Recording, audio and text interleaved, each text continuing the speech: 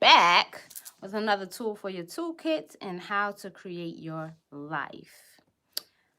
Today's topic, hot topic for communication, is about spirituality and relationships.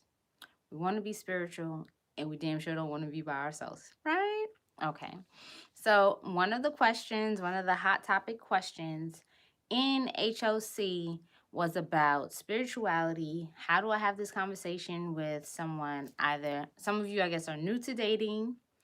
Some of you are in something, but you haven't quite found your balance when it comes to dating and being spiritual as fuck, right? um, and we're gonna talk about it. There are some things that I'm just gonna cut straight to it. All right. What up? JG's in the building. What up, kidda? So as y'all tune in, please be prepared to laugh because I'm sure all of y'all have gone through some of these scenarios. And at the same time, like, ask questions or put your shit out there so that I can talk about it. It's something fun. All right. As you tune in, make sure you thumbs up this video and let me know that you're in the building. Say hi and where you tuning in from. All right. I am just clicking over here. Y'all know I like to see the chat board so that when you come in and you speak to me, I can say what up to you personally. Thank you. Thank you. Thank you. This is Fresh Face. All right. A little that Black Rose Skin Elixir popping. What's up, Cheryl? How you doing, love? DMV's in the building. What's up with you? What's happening? Thank you, Amy. Thank you very much. We have tornadoes swimming through here, swimming through the air. So I'm loving the sound of the beating rain, and it's the energy, right? My telefono, yeah. Transformation, change, and let's talk about some spirituality on, like, on all levels. Here we go. All right. What up, so? The Engo May's in the building. I'm Engo May though. You so. What up, Alicia? All right. So I'm gonna cut to the chase. My personal opinion, okay? And I had this experience not too long ago, which led to the post that had me dying all day. Right? Was that I was approached with one of my homegirls, and because we were seen doing our stuff at the ocean, doing our offerings, praying, had our leques on. We was doing our whole thing, right? So of course we get approached, and the first thing that this guy does is delve right into spirituality and like trying to school us. Listen, for women and men, I don't care if you're a priest. I don't care if you're a high priestess. I don't care what your title is in your spirituality. Dog, do not approach someone with that as your badge of honor. It is the first most awkward turn off to anyone who's actually really, really spiritual. Okay? Because we have spirituality and people who are spiritual, and then we have people who dibble and dabble, who are like your Christians that go to church on Easter and Christmas, versus people who wake up specific hours, do prayers all day long, are doing rituals, not just for full moons and new moons. You know what I'm saying? So, like, the first thing when it comes to spirituality and relationships, sometimes I leave out some of the letters of my words. Pardon me, right? The first thing is it's personal. Like, if you're meeting someone for the first time, you don't ask them, hey, what's your political affiliation? You don't. You don't even necessarily want to ask them, hey, what race are you? Because some people you really don't know. You're like looking at them and you really don't know exactly where their lineage is coming from. Things like that, you want to create a space of comfortability and flow. Things like that need to come up organically, okay?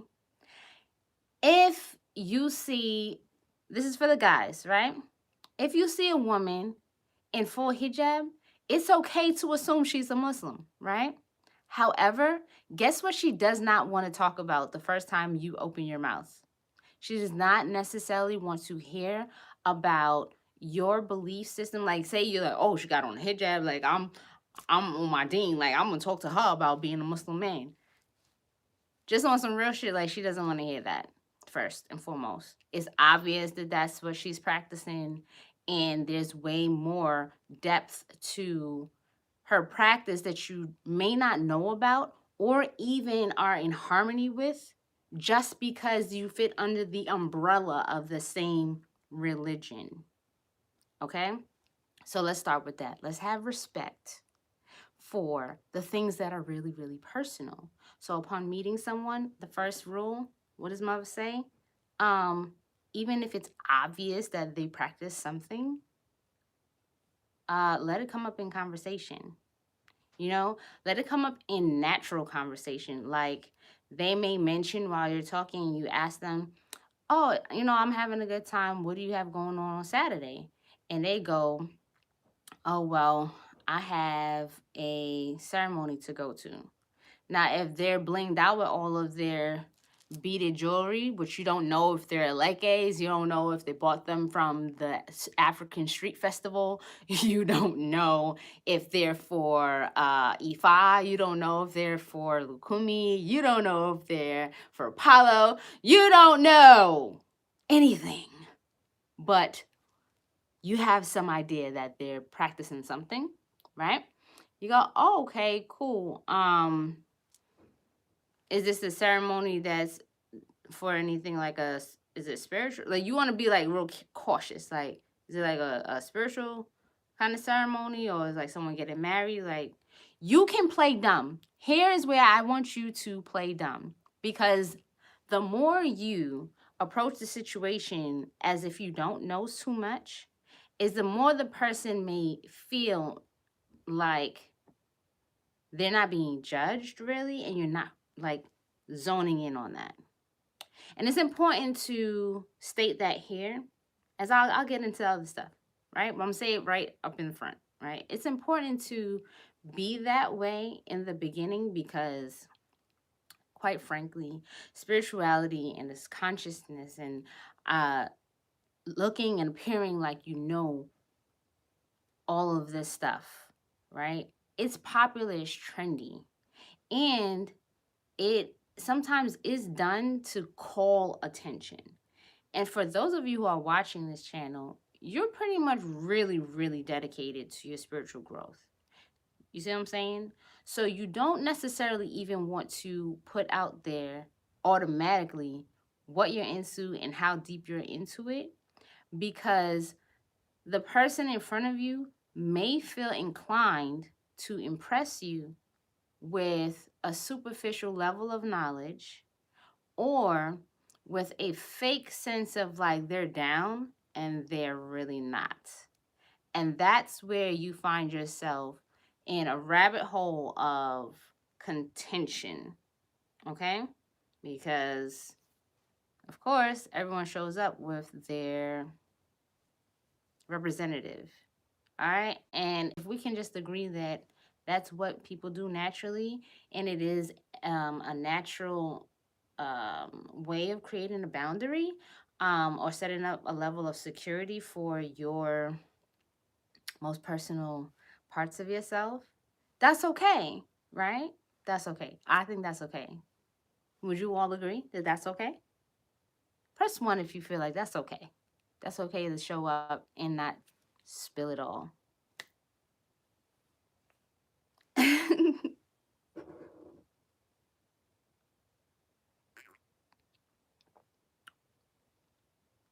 Okay.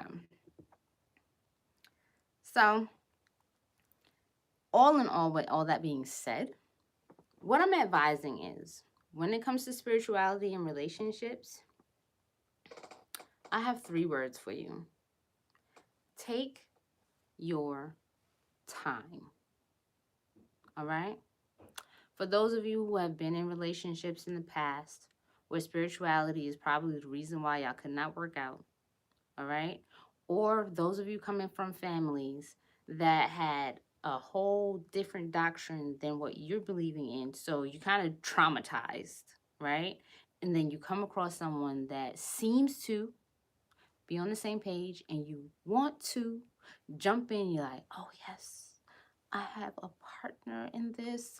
We can really vibe and grow, and our family will run in the grass together, right? Before you go and do that, take your time, because when you're really into a lifestyle of spirituality and you feel like you found the one too early on in terms of spirituality, I come to find that the disappointment is actually way more heavier, okay? Because here you are ready to sit for 2 hours and chant, and the person who told you that they love meditating, they're 15 minutes in and they need to get up because they cannot sit down. It's annoying. Do you have to chant every day? Do you have to chant this long? Those kind of questions will start to make you question if the person is actually like a piece of shit. And they may not be. They just are not where you are. And that's going to come up further in the discussion on this hot topic of spirituality and relationships tonight. Okay? Here we are. The next thing is, all relationships are not built the same. All right? Men and women, we pretty much know, right?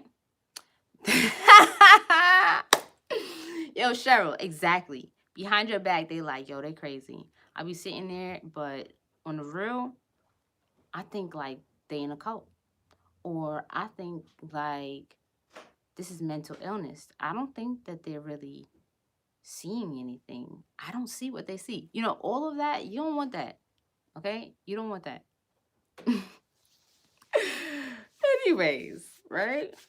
All relationships are not built the same. If you are my son is crazy. He's looking a mess.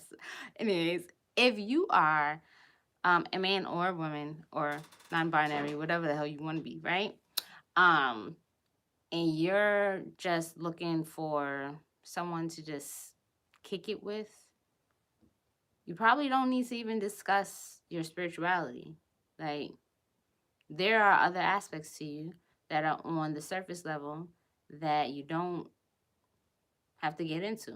So spare yourself, protect your spirituality, respect their spirituality or lack thereof it, and do your thing. All right?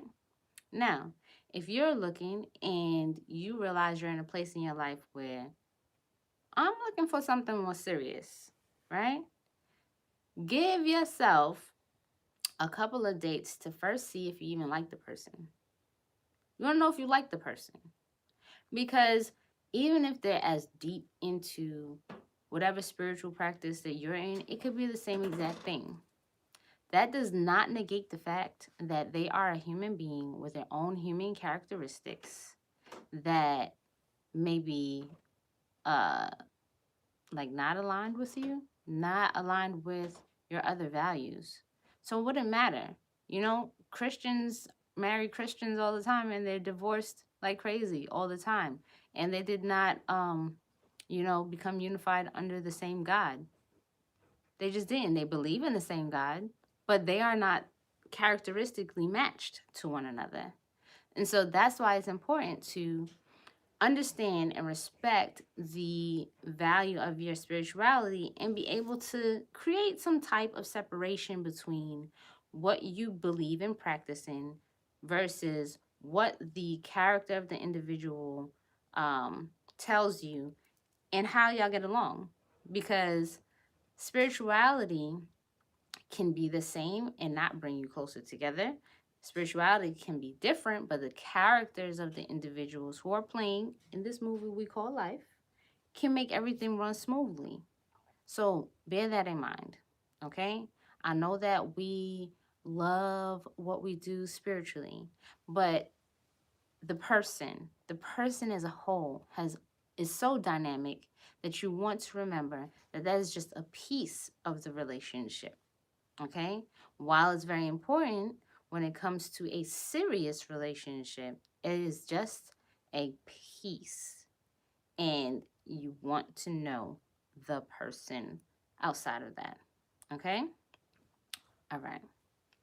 Someone asked, what if the person that I'm interested in, or like here we are, I really like the person. I like their personality, they cool as shit. We laugh, we eat the same kind of food, we kicking it. However, they're not as spiritual as me. The first thing that I like to say, because I like to look for solutions, I prefer to look for solutions as opposed to problems, right? So I'm not going to look at the person, or I'm advising, don't look at the person as you're not as spiritual as me. So I know we get along, I know we're having fun, but this is probably not going to work out, okay? You may be getting rid of someone and sending someone to the streets that you should keep. Reason being is this, right? Let's say you do have a lifestyle where you spend an enormous amount of time really delving into your spiritual practice.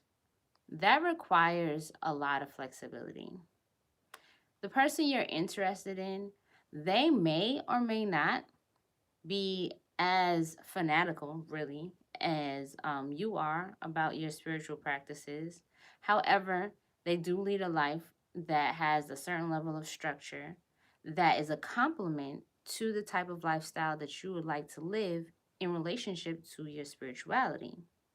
So you want to look at the reality of their level of spirituality combined with yours. Sometimes we think that the both of us, right? The both of us needs to be at the same level and the same depth and know everything together all the time. And sometimes that creates like a plateau in the relationship because you both are doing the same thing. You both are like focused in this area, right? So deeply that some of the other things fall to the wayside. And so then you don't really make any traction forward. All right. If one person is like, look, I'm not about to pray 5 times a day, however, right? I'm going to get up and make sure that I go to work. And before we go to bed, like, I'll do a meditation with you. If you have a ceremony, I'm going to show up for you. If you need supplies, I'll run to the store for you, right? But what you're doing, I respect it. I really don't want to get into it because even if they feel like whatever you're doing complicates life, because in reality, the more spirits that you're working with, there's a tendency to create some chaos sometimes, especially if you're mixing stuff that don't necessarily want to mix. All right. Or if you get a little too busy and you don't take care of the ones that you've called. All right. So these are some of the realities. You get a person like that who I'm talking about, they're not even interested in learning. They don't care. They don't want to learn. They don't want to learn your mantras. They don't want to learn your prayers, right? All they want to know is what are some of your taboos, right? Because they're respectful. They're like, I don't understand it, but like I'm gonna be respectful. If you can't do this or you can't do that, fine, right? Not talking about the individual who says I respect it, and then the moment when you can't do something, they get irritated and annoyed at the fact that you can't do something. That means that they really are still concerned about their own pleasures, um, and their comforts, and somehow your discipline is not a priority to them as far as respect, right? There's a difference there. Um, so yeah, does that make sense? Y'all following so far with the importance of understanding the difference between someone's not as spiritual as me, throw them out, versus someone's not as spiritual as me. What is it about them that adds to my life anyway, or even makes my life, um, my spiritual life, easier for me to go more in depth in regards to it? Um, so, with that being said, on behalf of the person who practices some type of occult science, you may or may not, right, depending on the person's interest, even offer to be the person who goes, "Oh, you have a big presentation to do.